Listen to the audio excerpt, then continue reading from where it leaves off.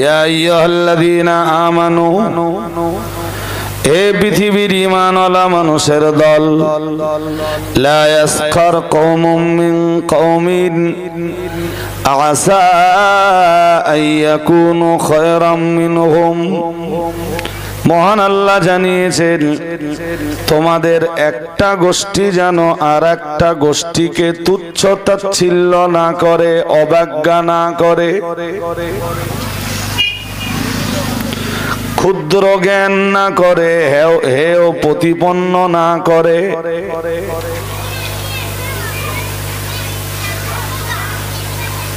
শুনছেন? শব্দগুলো মন দিয়ে শুনতে হবে। আমি এখন আয়াতের অনুবাদটা বলছি, ব্যাখ্যা পরে বলবো। আসা আইয়াকুনু খায়রাম মিনহুম, মহান আল্লাহ বললেন এটাও হতে পারে তুমি যাকে তুচ্ছ তাচ্ছিল্য করছো বা তোমরা যাকে তুচ্ছ তাচ্ছিল্য করছো সেই আল্লাহর কাছে তোমাদের চাইতে ভালো।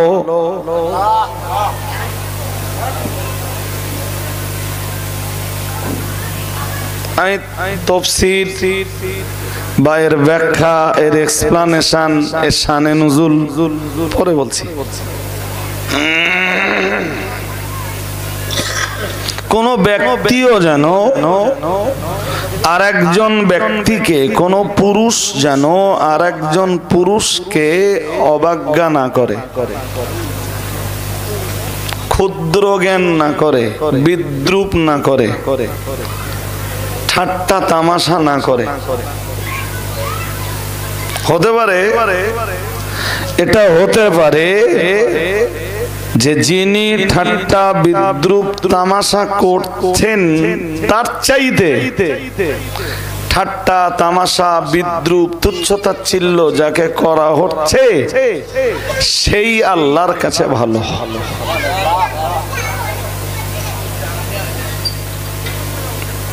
এটা পুরুষদের জন্য।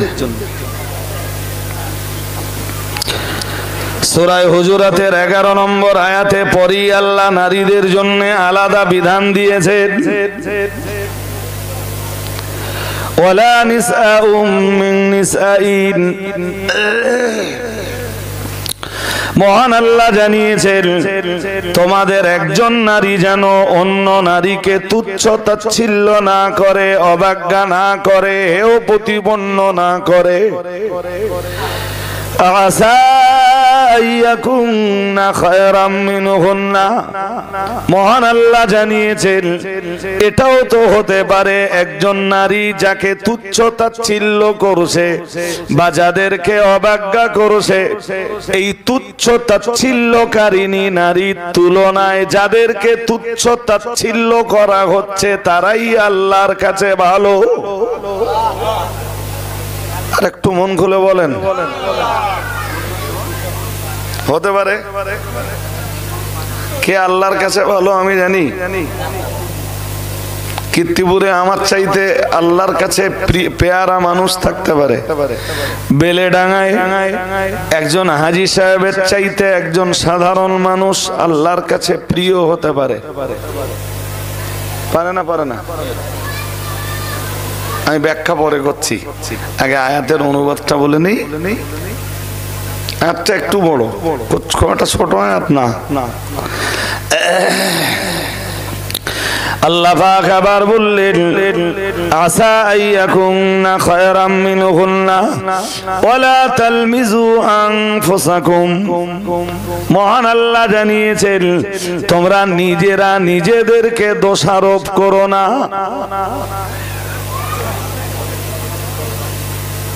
তাহলে একবার বিধান দিলেন পুরুষদেরকে, পরের বার বিধান দিলেন নারীদেরকে, এরপরে বললেন ওয়ালা তালমিজু আনফুসাকুম, মহান আল্লাহ বললেন খবরদার খবরদার তোমরা জানো নিজেদেরকে নিজেরা দোষারোপ করো না। সময় হলে আমি বুঝিয়ে দেব এই অংশটাও ইনশাআল্লাহ। ওয়ালা তানাবাযু বিল আলকাব।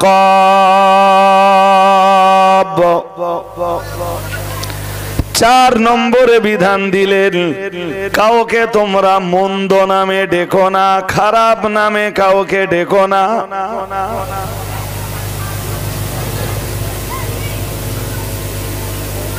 কে নিষেধ করছেন? আল্লাহ। কোথায় নিষেধ করছেন? কোরআনে। কোন সূরায়? সূরা হুজুরাতে। কয় নম্বর আয়াত? 11 নম্বর। আপনি মানবেন মানবেন না, নিবেন নিবেন না, আপনার ব্যাপার। এখনো আয়াতের একটু অংশ আছে। আল্লাহ পাক জানিয়ে দিয়েছেন, বিসাল ইসমুল ফুসুকু বাদাল ঈমান। কারোর ঈমান গ্রহণের পরে তাকে খারাপ নামে ডাকা, মন্দ নামে ডাকা, মহান আল্লাহ জানিয়েছেন এটা হলো ফাসিকি কাজ।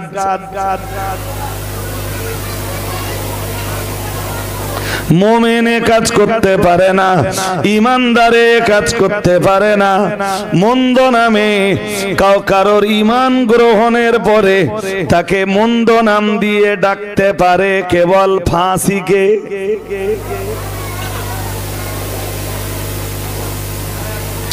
ওমান লাম ইয়াতুব ফাউলাইকা হুমুয যালিমুন। মহান আল্লাহ জানিয়েছেন, ওমান লাম ইয়াতুব, যে ব্যক্তি তওবা করল না, কাউকে তুচ্ছ তাচ্ছিল্য করার পরে অথবা নিজেদেরকে নিজেরাই দোষারোপ করার পরে কিংবা মানুষকে মন্দ নামে ডাকার পরে যারা তওবা না করলো, মহান আল্লাহ জানিয়েছেন ফাউলাইকা হুমুয যালিমুন। আল্লাহ পাক রব্বুল আলামিন বললেন, ওরাই পৃথিবীতে অত্যাচারী সম্প্রদায়। ফাউলাইকা হুমুয যালিমুন, ওরাই পৃথিবীতে জালিম। বলুন নাউজুবিল্লাহ। আর একটু জোর বলুন। সাউন্ড বড্ড স্লো হয়ে যাচ্ছে আপনাদের। ঠান্ডা তো বিশাল কিছু পড়ে না আজকে, বিশাল ঠান্ডা। হ্যাঁ, আবার যা কুয়াশা পড়ছে তাতে মনে হয় যে ঠান্ডা আবার একটু কাটতে পারে। আর এটা এমনি আজকে মাঘ মাসের কত? 10 তারিখ। আস্তে আস্তে এমনি তো ঠান্ডা বিদায় নেওয়ার সময় হচ্ছে। জি জি, এই মাঘ মাসের 15-20 তারিখ পেরিয়ে যাবে তো আস্তে আস্তে আস্তে আস্তে আবার ওয়েদার পরিবর্তন হতে থাকবে, গরমের দিকে ফিরতে থাকবে। 1 দিন 2 দিন 3 দিন খুব ঠান্ডা পড়লো, মাঝখানে বিষয়টা আলাদা। ওরকমটা হয় কখনো কখনো ফাল্গুন মাসে বেয়াড়া ঠান্ডা, বিষয়টা আলাদা। কিন্তু আপনারা যেন পুরো ঠান্ডায় কি জমে যাবার মতো কন্ডিশন। এই একটা আয়াত অন্তত বুঝুন। চলুন এবার আবার শুরু করি প্রথম থেকে। আমি তো আয়াতের অনুবাদটা বললাম, এবার ব্যাখ্যাটা করি। ব্যাখ্যাটা নেন, ব্যাখ্যাটা নেন ভাই। ইমানদারদেরকে ডেকে ফার্স্ট টাইম আল্লাহ ইমানদার পুরুষদেরকে বললেন, ইমানওয়ালা পুরুষদেরকে বললেন, তোমরা কাউকে অবজ্ঞা করো না, তুচ্ছ তাচ্ছিল্য করো না। এই তুচ্ছ তাচ্ছিল্যতা হতে পারে বিভিন্ন কারণে। ধরুন একজনের দেখতে খারাপ, খুব সুন্দর দেখতে, তা পৃথিবীতে আল্লাহ সবাইকে সুন্দর বানায়নি। মানে গঠনে, সুরতে, আকৃতিতে।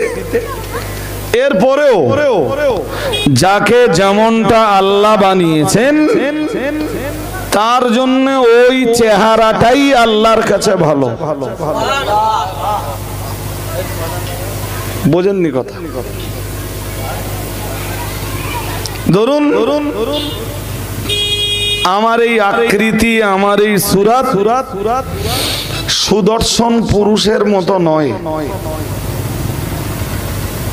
এরপরেও কোরআন কি বলেছে?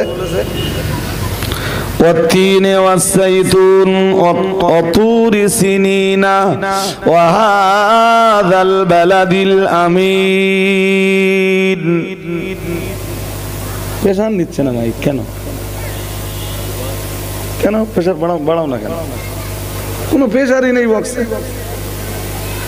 বক্স বাজো বক্স গম গম করবে গান বাজে দেখেছো দুই একটা পিকনিক টিকনিক করে দেবনি দেখেছো ওর গা বক্স অত ভালো বাজে কি কেন বলো দিন বাজে ভালো জানো জানবা না ও যে কটা মিলে বক্স ভাড়া করে সব উচ্ছৃঙ্খল ও যদি ভালো না বাজে দেবে টান মেরে ফেলে আর যত সব ধর্মসভার মাইক সব কন্ডিশনে এরকম প্রায় সে মোটে বাজ দিয়ে চায় না জোর করে কেন্দ্রর মতো যদি একটু ঠেলি তা খানিক দূর গিয়ে আবার গুটিয়ে যায় এই হলো ধর্মসভার মাইকের কন্ডিশন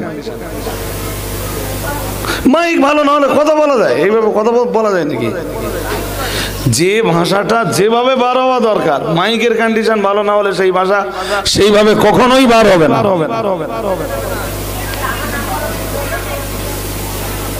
আরে এখন এই বিজ্ঞানের এত উন্নত যুগে মাইক আর খারাপ হবার দিন আছে এখন সুন্দরবনে গেলেও মাইক ভালো হয়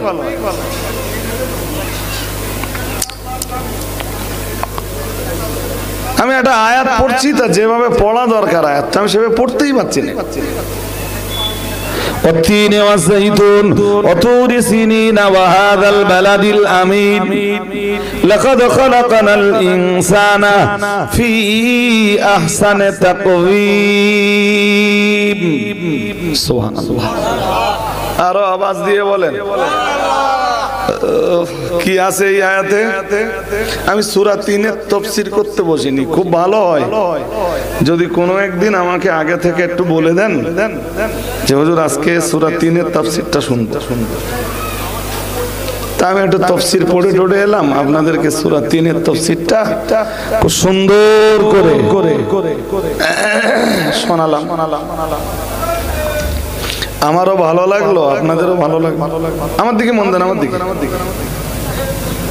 আমারও ভালো লাগলো আপনাদেরও ভালো লাগলো আজকে আমার আলোচনা ওই জায়গায় না সূরা 3 এর শুরুতে আল্লাহ চারটি জিনিসের কসম করেছেন মুখস্থ করুন প্রথম কসম করেছেন 3 এর তারপরে কসম করেছেন জাইতুনে এরপরে কসম করেছেন তুর পর্বতের এরপরে কসম করেছেন মক্কা নগরী কয়টা কসম চারটে জিনিসের কসম করে আল্লাহ বলতেছেন লাকাদ খালাকানাল ইনসানা ফি আহসানি তাকওয়িম মহান আল্লাহ জানিয়েছেন নিশ্চয়ই মানুষকে আমি সৃষ্টি করেছি সর্বোত্তম কাঠামো দিয়ে সর্বোন্নত সূরত দিয়ে সর্বশ্রেষ্ঠ আকৃতি দিয়ে আর একটু মন খুলে বলেন মানুষের চাইতে সুন্দর আকৃতি কারোর জোরে বলুন তার মানে যে আমাদের বিচারে সবচেয়ে দেখতে খারাপ আল্লাহর কোরআনের বিচারে ও সবচেয়ে সুন্দর আর একটু মন খুলে বলবেন না এই কারণেই তো আপনি কাউকে অবজ্ঞা করতে পারবেন না একজন সুদর্শন পুরুষ সে সুদর্শন নয় এই রকম একজন পুরুষকে দেখে অবজ্ঞা করতে পারে তুচ্ছ তাচ্ছিল্য করতে পারে ঠাট্টা করতে পারে তামাশা করতে পারে আল্লাহ নিষেধ করে দিচ্ছেন কেন তুমি সুদর্শন বলে যাকে তুমি অবজ্ঞা করছো হতে পারে সেই আল্লাহর কাছে ভালো আর একটু মন খুলে তোমার সুদর্শন হওয়াটা যার কুদরতি হাত আর একজনের সুদর্শন না হওয়াটা তারই কুদরতের খেলা আর একটু মন খুলে বলেন না আমি ভুল বলছি সূরা আমি আপনাদের বলেই দিচ্ছি, হয়তো একটু সময় লেগে যাবে। সূরা আলে ইমরানের একদম প্রথম পৃষ্ঠায় আল্লাহ রাব্বুল আলামিন বলেন, হুয়াল্লাযী ইউসাব্বিরুকুম ফিল আরহামে কাইফা ইয়াশা। মহান আল্লাহ নিজের পরিচয় দিতে যে বাতলে দিয়েছেন, হুয়াল্লাযী ইউসাব্বিরুকুম ফিল আরহামে কাইফা ইয়াশা। মহান আল্লাহ জানিয়েছেন, আল্লাহ পাক ঘোষণা দিয়েছেন, তিনি তো আকৃতি দান করেছেন মানুষকে মায়ের পেটের ভিতরে। আর একটু মন খুলে বলেন, বলুন, মায়ের পেট থেকে বাচ্চা আকৃতি নিয়ে পৃথিবীতে আসে তো? হ্যাঁ না জোর করে বলেন। এই আকৃতিটা কে দেয়? কে দেয়? সুতরাং কোন মানুষের গঠন, কোন মানুষের আকৃতি নিয়ে তুচ্ছ তাচ্ছিল্য করা, তামাশা করা, ঠাট্টা করা, বিদ্রূপ করা, অবজ্ঞা করা, কারোর সূরত নিয়ে, আকৃতি নিয়ে তাকে ছোট করা, ক্ষুদ্র জ্ঞান করা, এটা কোন ইমানদারের কাজ হতে পারে? জোর করে বলেন কেন? তুমি যাকে দেখে তুচ্ছ তাচ্ছিল্য করছো, সেও আল্লাহর সৃষ্টি। তার সূরাটাও বানিয়েছেন কে? এটা সূরা আলে ইমরানের 6 নম্বর আয়াত, হুয়াল্লাযী ইউসাব্বিরুকুম ফিল আরহামে কাইফা ইয়াশা। কাইফা ইয়াশা। আপনাদের এই বেলেডাঙ্গাতেই দেখবেন কেউ একটু লম্বা, কেউ একটু বেটে, কেউ মিডিয়াম, কেউ কালো রঙের, কেউ সাদা ধবধবে চামড়ার, কেউ মিডিয়াম রঙের। এই আকৃতি যেটাকে আরবিতে বলে সূরত, আর আর আর এই গায়ের রং, এসব বানায় কে? জোর করে বলেন। অনেক সময় এমনও দেখবেন যে বাবা শর্ট, মা শর্ট, কচিটা লম্বা। আচ্ছা না, নেই? বাবা সাদা, মাও সাদা, কচিটার গায়ের রং ভালো না। আছে না, নেই? হ্যাঁ, আবার এমনও দেখা যায় বাবার চামড়া ভালো না, মানে বাবার চামড়া কালো, মায়ের চামড়াও কালো, মেয়েটা হয়েছে পরিষ্কার। বানায় কে? বানায় কে? সুতরাং সাদা কালো নিয়ে অবজ্ঞা করার, তুচ্ছ তাচ্ছিল্য করার অধিকার পৃথিবীর কোন আলেমের তো বহু দূরের কথা, সাধারণ কোন ইমানদারেরও নেই। হ্যাঁ না, আসতে বলছেন কেন? আছে। সাদা কালো নিয়ে কাউকে অবজ্ঞা করা ঠিক আছে, তুমি কালো বলে কাউকে অবজ্ঞা করছো, বেটে বলে কাউকে অবজ্ঞা করছো, হতে পারে এই কালো মানুষটাই আল্লাহর কাছে তোমার চাইতে ভালো। পারে না? পারে না? হ্যাঁ পারে। তুমি যাকে বেটে বলে, তুমি একটু মিডিয়াম, কেউ একটু বেটে বলে তুমি যারা জোকার বলতেছো, কি বলতেছে? তুমি যারা জোকার বলতেছো, জোকার বোঝেন? যারা একটু বেটে গুটে টাইপের হয় তাদের কি বলে? তুমি যারা জোকার বলে উপহাস করছো, বিদ্রূপ করছো, ঠাট্টা তামাশা করছো, এটাও হতে পারে যে তোমার তুলনায় আল্লাহর কাছে শর্ট টাইপের ওই মানুষটাই ভালো। আর একটু মন খুলে, পারে না? পারে না? আল্লাহ ওইটাই নিষেধ করতেছেন।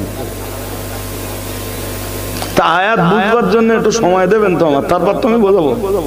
হ্যাঁ, তোমার পয়সা আছে, অথবা ধরুন একজন বিমানের পাইলট, সে ভ্যানওয়ালাকে দেখে অবজ্ঞা করতেছে যে আমি বিমান চালাই, আর তুই ভ্যান চালাচ্ছিস, তো সারা জীবন ভ্যানই চালাতে। আল্লাহ বলতেছেন আসা ইয়াকুনু খায়রাম মিনহুম, এটাও হতে পারে আল্লাহর কাছে বিমানের পাইলট অপেক্ষা ভ্যানওয়ালাই ভালো। পারে না পারে না? কি সুন্দর করে আল্লাহ বোঝাচ্ছেন। এরপরে মানুষের বিবেকের দরজা বলুন খোলে না। তা সাধারণ মানুষের খুলবে কি? মৌলবীরাও বন্ধ।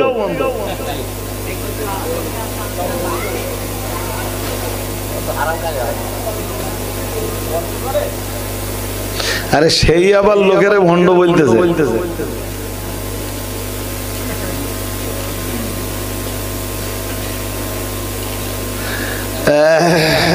পেটে পাঁধে চটকালি, সারাদিন চটকালি, একটা কোরআনের আয়াত বেরোয় না, একটা হাদিস বেরোয় না মুখ দিয়ে, আর যা দুই একটা পড়ে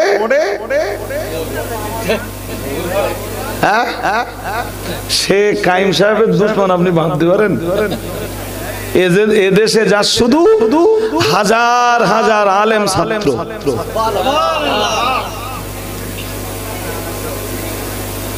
কাইম সাহেবের জোড়া একটা দেখান দিন। আর যারা আছে তারা বক্তৃতা জগতে নেই। আছে কিছু মানুষ তারা বক্তৃতা জগতে নেই।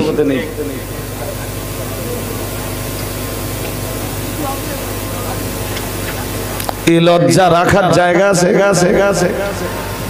মাঝে মাঝে মনে হয় যে এই সাধারণ মানুষদের কাছে না করে আগে কিছু আলেমদের কাছে করি, যারা মানুষের গায়ের রং নিয়ে অবজ্ঞা করে, যারা মানুষের একটু শর্ট হওয়া বা বেটে হওয়া কে নিয়ে অবজ্ঞা করে, তুচ্ছ তাচ্ছিল্য করে, যারা পকেটে একটু পয়সা হলে গরিবদেরকে তুচ্ছ তাচ্ছিল্য করে, এই আলেমগুলোর কাছে এই মাঝে আগে করে নেই।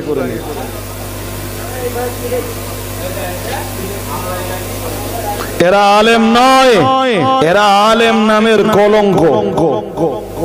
আলেম নামের এদের পদস্খলনের ফলেই আজকে সমাজের পদস্খলন। এই দেখেন, গতকালকে একটা ওয়াজ শুনতেছি রাত্রে,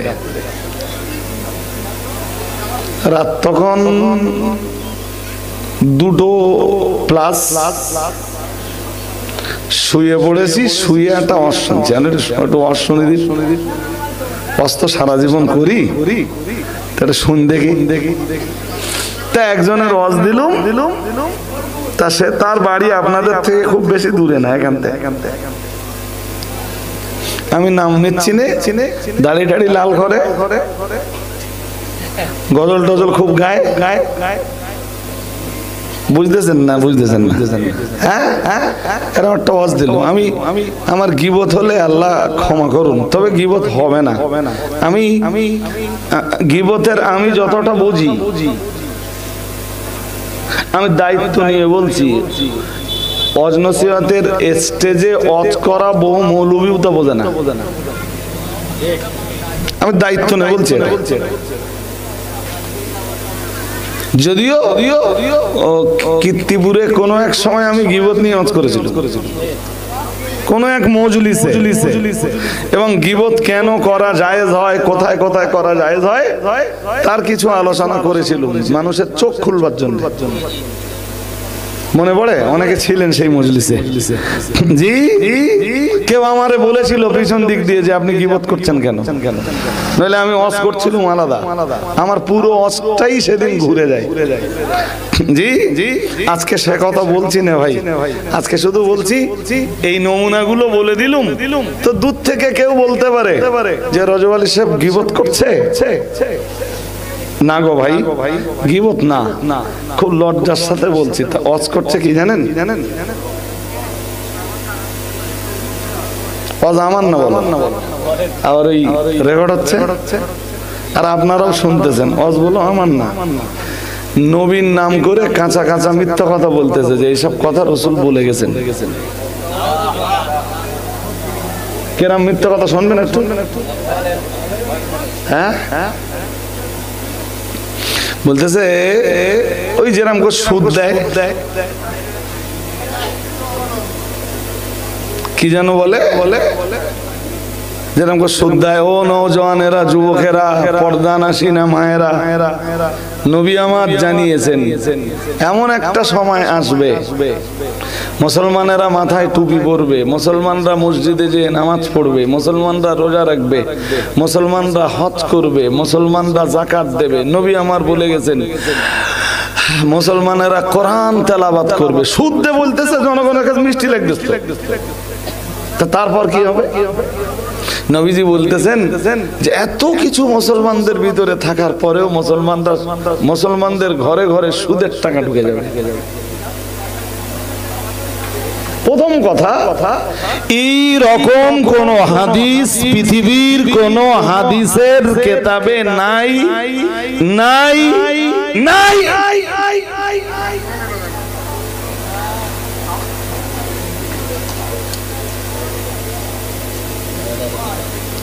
এমনি হাদিসে এসেছে একটা কথা, রাসূল বলেছেন সুদ থেকে কেউ বাঁচবে না। বোঝেননি? রাসূল এক হাদিসে বলেছেন সুদ থেকে, মুফতি সাহেব আসেনি আর আসলে তো আমি ছেড়ে দেবো। আমি কি মুফতি সাহেবকে বসিয়ে রেখে ওয়াজ করবো বলে মনে হয়? হ্যাঁ, মুফতি সাহেব এক আমার শিক্ষক, আবার আমার ছেলের শিক্ষক। বুঝতে পারেননি? আমার আবার যদি মুফতি সাহেব বেঁচে থাকা পর্যন্ত যদি আমার ছেলের ছেলে হয়, হয়তো ছেলের ছেলেরও শিক্ষক হবে। আল্লাহ কবুল করেন, বলেন আমিন, বলেন আমিন। সেটা যদি আমি দেখে যেতে পারি, সেটাও আমার সৌভাগ্যের ব্যাপার যে আমি পড়লুম, আমার ছেলে পড়লে আবার আমার ছেলের ছেলে সেও। মুফতি সাহেবের ইলমে আমলে আল্লাহ বরকত দান করুন, বলুন আমিন, বলুন না আমিন। হায়াতে বরকত দান করুন, বলুন আমিন। তো ওই পর্যন্ত বলে শেষ করি। হজ করতেছে ও নওজওয়ানেরা, যুবকেরা, পর্দানাসীনা মায়েরা, নবী আমার জানিয়ে দিয়েছেন ঘরে ঘরে ঘরে ঘরে সুদের টাকা যখন ঢুকে যাবে, এই ওয়াজ বলো আমার না,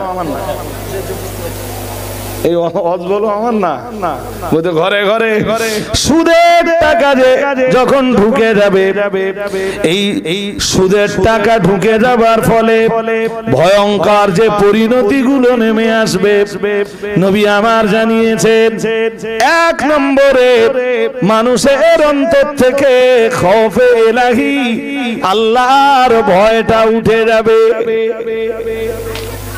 এরকম সুর করে বলতে, সেসব সুর তো আমি দিতে পারবো না। কি উঠে যাবে? খৌফে ইলাহি, আল্লাহর ভয় উঠে যাবে। এটা সুদের এক নম্বর ভয়ঙ্কর পরিণতি, নবী বলে গেছে। কে বলে গেছে? আমি আবার বলছি, এইরকম কোন হাদিসের কিতাবে নাই নাই নাই।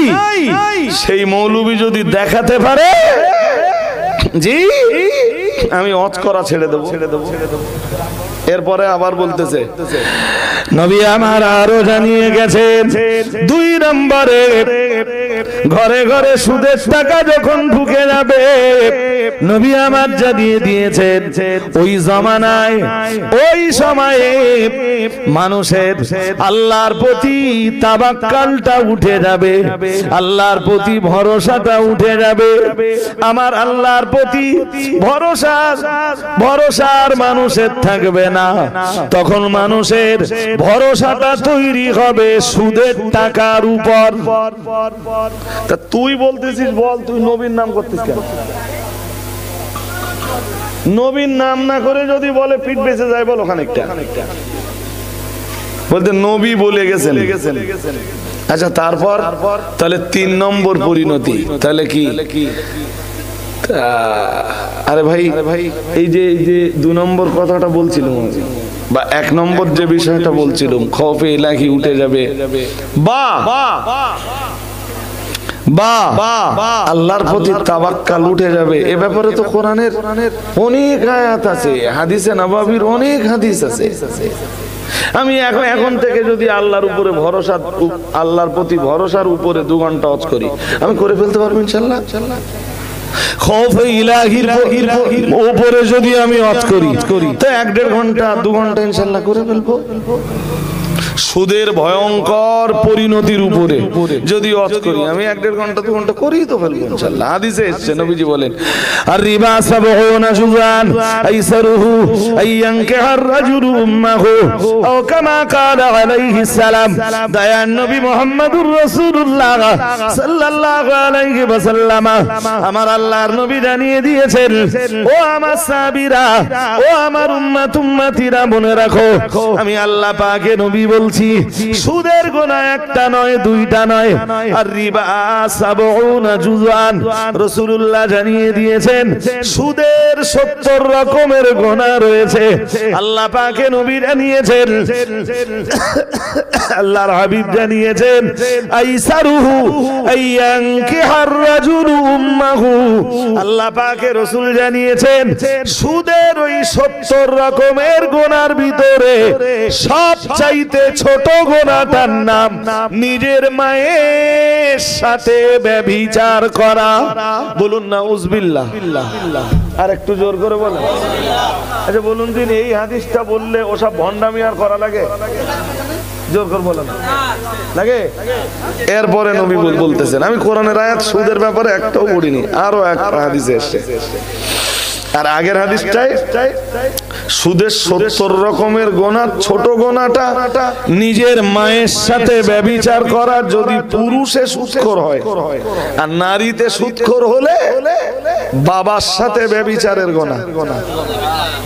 আর একটু জোর করে বলেন, কার সাথে ব্যভিচারের গুনাহ? বাবার সাথে, পিতার সাথে, নিজের বাপের সাথে জিনা করার গুনাহ। আর এক হাদিসে কি আসছে জানেন? নবীজি বলেন, আল্লাহ পাকে নবী জানিয়েছেন দিরহামুর রিবান ইয়াকুলুহুর রাজুলু ওয়া হুয়া ইয়ালামু আশাদ্দু মিন 36 জিনাতান ওয়া হুয়া আশাদ্দু মিন 36 জানিয়াতান আও কামা ক্বালা আলাইহিস সালাম। দয়ার নবী রাহমাতুল্লিল আলামিন জানিয়েছেন দিরহামুর রিবান ইয়াকুলুহুর রাজুল। আল্লাহ পাকে নবী জানিয়েছেন কেউ যদি 1 টাকা পরিমাণ সুদ খাওয়া হারাম এইটা জানার পরেও যদি সুদ খায়, সুদ হারাম এইটা জানার পরে 1 টাকা পরিমাণ কেউ যদি সুদ খায়, রাসূলুল্লাহ জানিয়েছেন আশাদ্দু মিন 36 জানিয়াতান। রাসূলুল্লাহ জানিয়েছেন, আল্লাহ পাকের হাবিব বলেছেন সুদ খাওয়া হারাম এটা জানার পরেও কেউ 1 টাকা পরিমাণ সুদ খেলে তার গুনাহ 36 বার জিনা করা চাইতেও মারাত্মক। সবাই জোরা বাজে বলেন। আমার শুনছেন নাকি?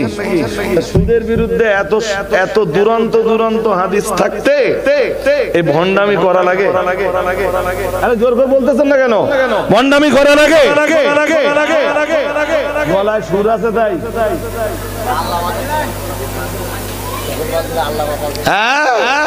হাজিরিনে মজলিস, বড় লজ্জার কথা। এরপরে কি করছে জানেন?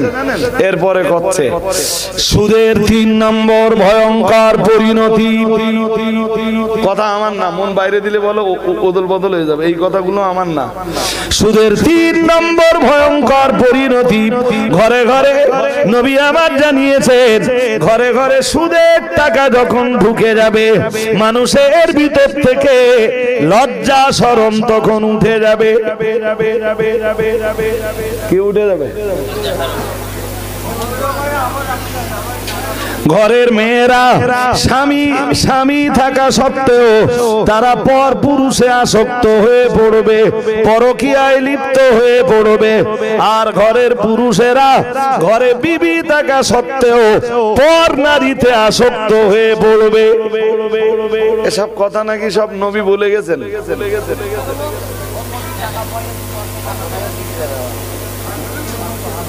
আমি ভাই শুনছি তা আমার যেন মনে হচ্ছে না না না না নিজে মনে হচ্ছে যে লজ্জা রাখবার মতো কোনো জায়গা আমার নেই। 4 নম্বর কি বলছে জানেন? বলছে নবী আমার বলে গেছেন ঘরে ঘরে সুদের টাকা যখন ঢুকে পড়বে, আল্লাহর হাবিব বলে গেছেন ওই সময় মানুষের অন্তর থেকে নবীর মহাব্বত উঠে যাবে।